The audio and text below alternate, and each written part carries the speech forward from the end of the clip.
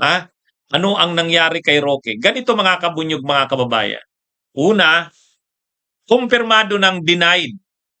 Ngayon, masasabi na nating kumpirmado ng denied. Talagang rejected yung political asylum application niya sa bansang the Netherlands.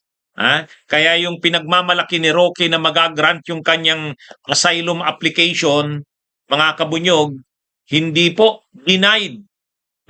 Sa katunayan, nakaimpake na ang mga gamit nito ni Roque. Yan, nakikita nyo, yan po gamit ni Roque yan. Inordera na siya ng Dutch authorities na hindi na siya pwede sa the Netherlands. Mga kabunyog, mga kababayan. Hindi na.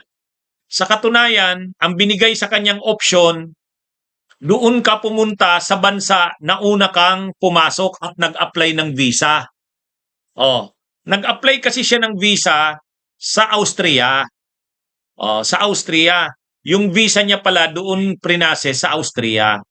Kaya lang, ang Europe kasi, mga kabunyog, mga kababayan, ang European Union, ang European Union, kapag binigyan ka ng visa ng isang bansang kabilang sa European Union, ang i-issue sa yung visa, Schengen visa. Schengen. Ang Schengen visa, ano na yan? Ino-honor na yan sa buong European Union, maliban sa United Kingdom. Kaya mga kabunyog, mga kababayan, nag-apply siya ng visa niya sa Austria. Pero dahil ino-honor naman yan doon sa mga bansa ng European Union, naka-stay siya sa the Netherlands, sa The Hague. Kaya lang, ang gusto sana ni Roque, doon sa the Netherlands siya mag-apply ng political asylum. Kaya lang, denied. So ang ginawa sa kanya ng the Netherlands, sinabihan siya na mayroon kasing tinatawag na Dublin Regulations. Ang Dublin Regulations, yan yung agreement ng mga bansa sa European Union na kapag mayroong political asylum seeker or applicant, ang magpa-process niyan ay yung bansang unang pinasukan o kaya yung nag-issue ng visa. Yun yung regulation ng Dublin, ng European Union. Ang tawag, Dublin Regulation. So yun yung ini-invoke ng Dutch government na under sa Dublin Regulation, dun ka dapat mag-apply sa Austria. Kaya nag-impake na siya ngayon ng gamit niya, paalis na siya, papunta na siya doon, inisyuhan na siya ng ticket, tinulungan na siyang i-process yung ticket niya from Amsterdam to Vienna, Austria. Dala-dala niya na yung gamit niya, sinarado na yung kanyang tinitirhan. Kaya lang, mga kabunyog, mga kababayan, nang sasakay na siya doon sa nung sasakay na siya, pinakita niya yung kanyang medical certificate, yung may dalawa siyang certification sa dalawang doctors na nagsasabing kauupira pa lang sa kanya. So nag-undergo pala siya ng operation. Ngayon, yung dalawang doctors na yon, na hawak niya yung papel, ang sa kanya, unfit pa siya to fly. Ibig sabihin, hindi siya pwedeng magbiyahe pa sa eroplano. Kaya, tinanong siya ngayon ng magbabiyahe ka ba? Tuloy ka ba sa biyahe mo o hindi? Sabi ni Harry Roque, doon niya lang nalaman, may option pa pala siya na wag magbiyahe. So sabi niya, hindi siya magbabiyahe. So pinababa siya sa eroplano bago nag-take off.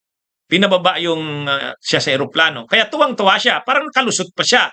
Kaya nag-iiyakan yung mga naghatid sa kanya ng mga DDS nang bumalik siya, bumaba siya. Ayan. Kaya yan ang nangyari Pero hindi ibig sabihin yan na nasolve niya na yung problema niya. Ibig sabihin, hindi pa rin siya welcome sa the Netherlands at gagawin ng the Netherlands ang lahat kung ano nang mabuting gawin para sa kanya. Yan mga kabunyog, mga kababayan. So ibig sabihin, mag-a-apply siya sana sa Vienna, sa Austria. Hindi, siguro ini-expect niya hindi siya kumbaga ang mangyayari doon sa Austria kung nandun siya, pagdating sa Austria, ang pwedeng gawin ng Austria doon, i-deport siya sa Pilipinas, pwedeng gawin ng Austria yun. Option ng Austria yun. Kaya lang, hindi nga siya natuloy sa pagbiyahe kasi may pinakita siyang doctor certification or medical certification na unfit siya to fly. Kaya tinanong siya, so anong option, anong ano mo, desisyon mo, babiyahe ka o hindi? Oh, ah, ganun ba ang tawag diyan NR season, voluntary offloading? O yan.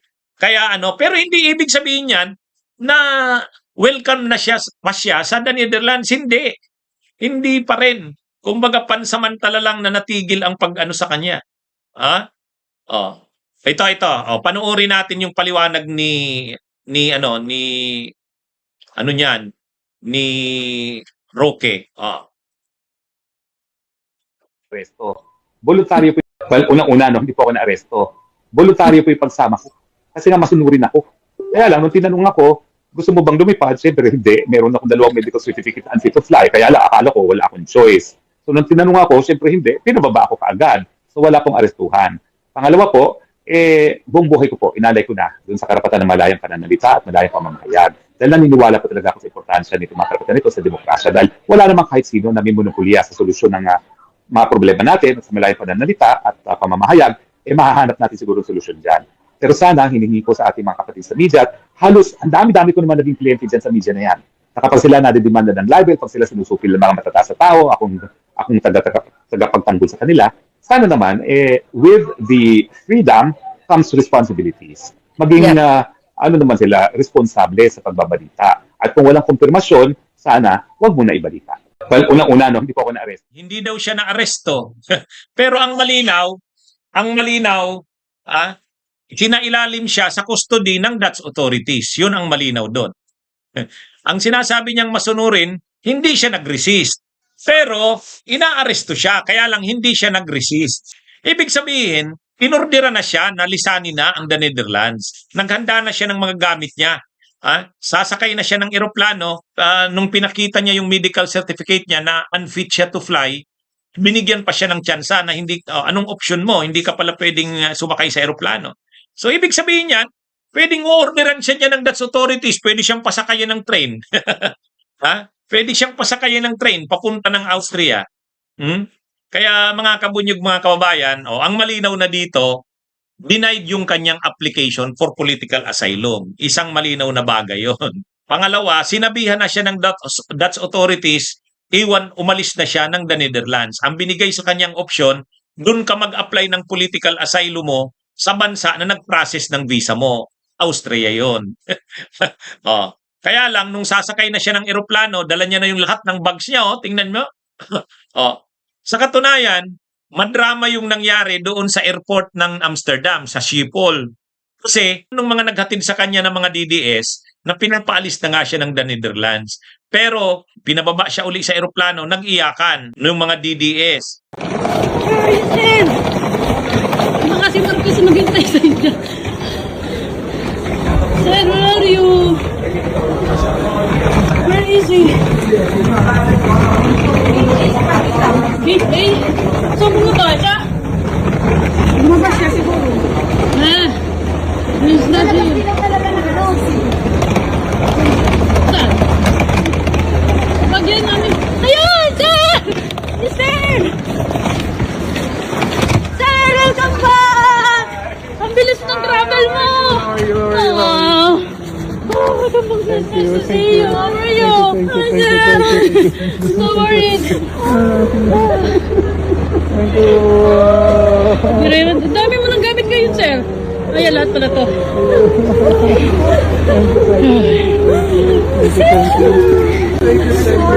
Five pala, 6, nandito na kami sa pinasakay na dyan sa airplane. Pero last minute, mga 5 minutes before yung flight dito.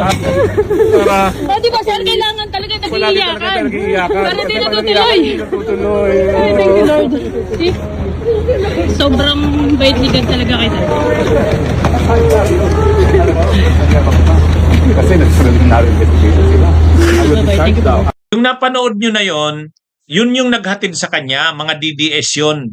Pagkatapos, hindi nga siya pinasakay kasi nga unfit to fly. Ngayon, nag-iiyakan. Natuwa yung mga DDS kasi pinababa siya.